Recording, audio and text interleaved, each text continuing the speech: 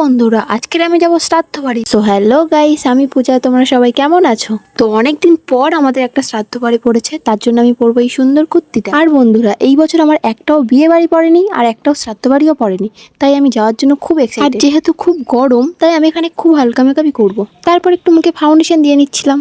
আর বন্ধুরা দেখো, আমি ফাউন্ডেশন দিতে দিতেও গান করছি, এতটা আনন্দ হচ্ছে।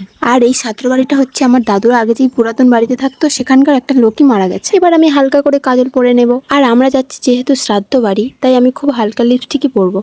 তারপর আমি আমার চুলগুলো সামনের দিক থেকে এরকম 5 ক্লিপ মেরে নিচ্ছি, আর পিছন দিক থেকে চুলটা ছেড়ে দিয়েছি।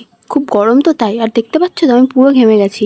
আর শ্রাদ্ধ বাড়ি যাচ্ছি বলে কথা, একটু তো ব্লাশার দিতেই হবে, তাই না? তো বন্ধুরা, এটা হচ্ছে আমার ফাইনাল লুক। আমাকে কেমন লাগছে অবশ্যই কমেন্ট করে বলবে। তারপর এখানে আমার মা, বোনু আর আমার বাবা আর আমি বসে চলে যাচ্ছি। আর যেতে যেতে দেখি এখানেও কেউ মারা গেছে, তাই এত ভিড়। আর যেতে যেতে দেখো রাস্তার পাশে কি সুন্দর নদীটা বয়ে যাচ্ছে। তো আমি শ্রাদ্ধ বাড়িতে চলে এসেছি। তো এসেই আর দেরি না করে খেতে বসে গেছিলাম। সবার প্রথমে ছিল শুক্তো, তারপর ডাল, মাছের ঝোল, তারপর এখানে মাংসও দিয়েছিল, কিন্তু আমি মাংসটা খাইনি। আর এরকম ভাবে চাটনির সাথে পাঁপড় খেতে কার কার ভালো লাগে। আর এখানে সব রান্নাই হয়েছিল খুব সুন্দর। তো আমরা খাওয়া দাওয়া করে বাড়ি যাই। দেখা হচ্ছে নেক্সট মিলিবকে। আজকের মতো সবাইকে টাটা।